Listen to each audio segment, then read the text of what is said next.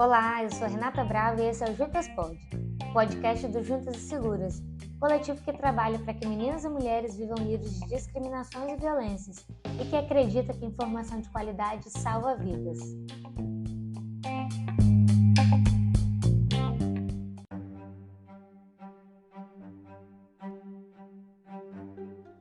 A Lei da Alienação Parental completa 13 anos no dia 26 de agosto.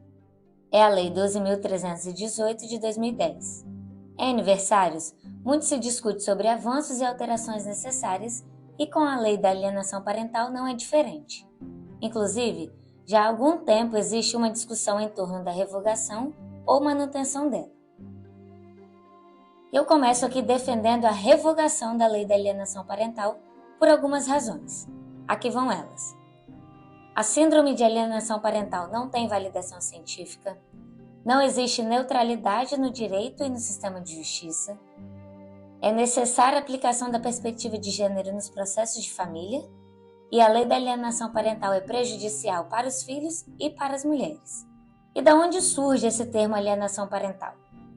O conceito tem sua origem no contexto dos Estados Unidos, a partir de um outro conceito que é a síndrome de alienação parental de Richard Gardner, isso na década de 80. Para ele, a síndrome é um distúrbio de crianças que surge quase que exclusivamente em disputas de custódia, onde um dos pais, geralmente a mãe, programa a criança para odiar o outro genitor, geralmente o pai. Essa é a base para o entendimento da alienação parental no Brasil, que, diga-se de passagem, é o único país com uma legislação específica sobre o tema.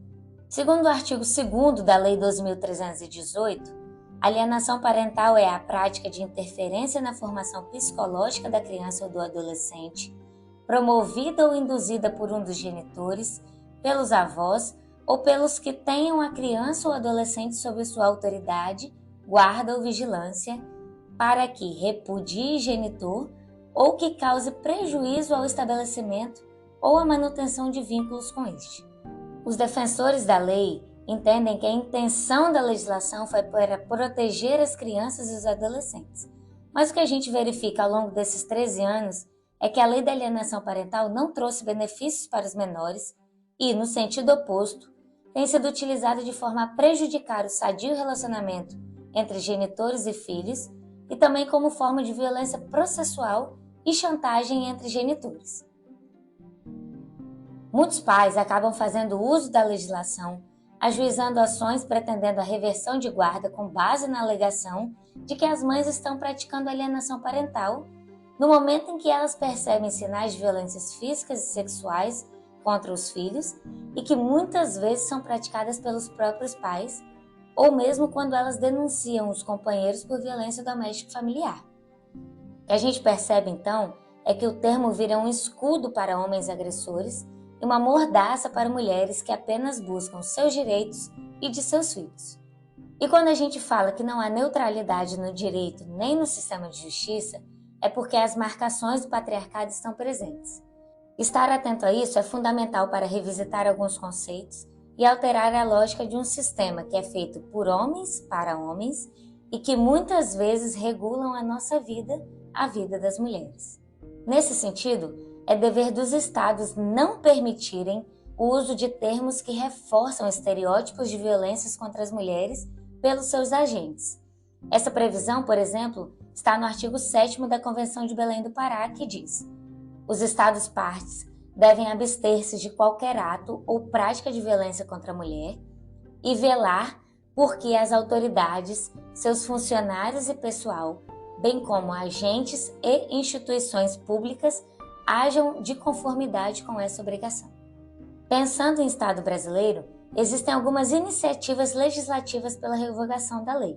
Uma é o projeto de lei 2812 de 2022, de autoria das deputadas federais Fernanda Melchiona, Sâmia Bonfim e Vivi Reis, que tramita na Câmara dos Deputados.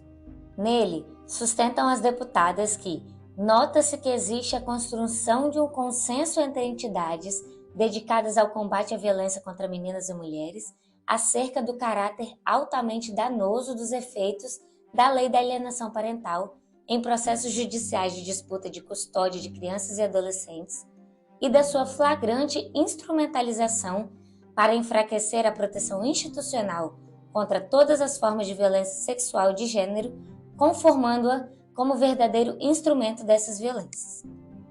No Senado Federal, existe o PL 2235 de 2022, que surge a partir de uma proposição popular que recebeu mais de 20 mil assinaturas, e também o PL 1372 de 2023, que avançou recentemente na Comissão de Direitos Humanos do Senado. Nas ações do Poder Executivo, o Ministério dos Direitos Humanos e da Cidadania se posicionou favoravelmente à revogação do dispositivo em audiência pública no mês de julho na Comissão Interamericana de Direitos Humanos. Para a Secretaria Nacional dos Direitos Humanos da Criança e do Adolescente, a revogação é a melhor medida a ser adotada pelo Brasil, pois o ECRIAD já possui medidas de garantia da convivência familiar e comunitária e de proteção da criança e do adolescente em caso de ameaça ou violação de direito proveniente de seus pais ou responsáveis. O Conselho Nacional de Justiça, por meio do Protocolo para Julgamento com Perspectiva de Gênero de 2021, adverte que, em relação à guarda das filhas e dos filhos, a alegação de alienação parental tem sido estratégia bastante utilizada por parte de homens que cometeram agressões e abusos contra suas ex-companheiras e filhos e filhas para enfraquecer denúncias de violências e buscar a reaproximação ou até a guarda unilateral da criança ou do adolescente. Também o Conselho Nacional de Saúde enviou ao Congresso Nacional a recomendação número 3, de 11 de fevereiro de 2022, para que a Lei da Alienação Parental seja revogada. Também recomendou ao Conselho Federal de Medicina, ao Conselho Federal de Psicologia e ao Conselho Federal de Serviço Social o banimento em todo o âmbito nacional do uso dos termos síndrome de alienação parental e correlatos em suas práticas profissionais. O Conselho Nacional de Saúde ainda recomendou ao CNJ a revisão e retificação das recomendações, cartilhas e cursos onde são utilizados os termos sem reconhecimento científico como síndrome de alienação parental, atos de alienação parental e quaisquer derivações. E também recomendou a promoção de formações e debates para os magistrados abordando a retirada dos respectivos termos sem reconhecimento científico do ordenamento jurídico. Como eu falei no início, há algum tempo que o debate pela revogação da Lei da Alienação Parental está presente.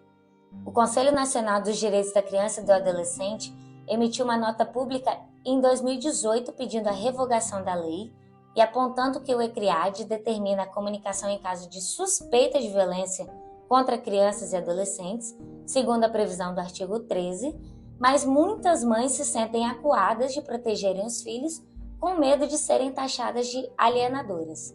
O Núcleo Especializado de Promoção e Defesa dos Direitos das Mulheres da Defensoria Pública de São Paulo, o NUDEM de São Paulo, por meio da nota técnica número 1 de 2019, concluiu que a lei não atende à finalidade de proteção integral da criança, na medida em que retira a criança e o adolescente da centralidade da questão, destinando esse lugar para a relação de conjugalidade conflituosa. E também concluiu que é desproporcional a lei por prever mecanismos de intervenção judicial já existentes no ordenamento jurídico. Esses são alguns instrumentos e manifestações de conselhos que acompanham os debates e os prejuízos que a Lei da Alienação Parental tem causado às mulheres. São as mulheres as maiores vítimas da violência processual legitimada pela norma estatal com base nessa Lei da Alienação Parental. Em resumo, a Lei da Alienação Parental não tem efeitos práticos positivos para o regular desenvolvimento psicológico de crianças e adolescentes e, por outro lado, possui muitos efeitos negativos por seu uso inadequado tanto para os filhos quanto para as mulheres. Os vínculos acabam sendo mais rompidos do que restabelecidos. Continuaremos informando para que leis e processos não sejam usados como forma de prejudicar ainda mais as mulheres que são vítimas de tantos tipos de violências. Por isso, defendemos a revogação da Lei da Alienação Parental na esteira dos Conselhos Defensores dos Direitos Humanos, dos direitos das crianças e dos direitos das mulheres. É nosso dever, como sociedade, como advogadas, psicólogas, assistentes sociais, juízes, promotoras, defenderam um sistema menos misógino e mais acolhedor para as mulheres.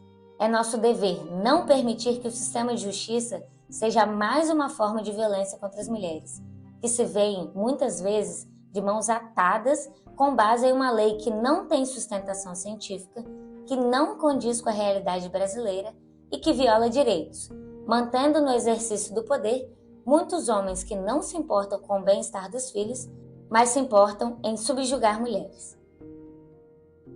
Esse foi mais um episódio do Juntas Pode. Não esqueça de compartilhar com todo mundo e manda sua opinião sobre o assunto nos comentários do Instagram, @juntaseseguras. Até semana que vem.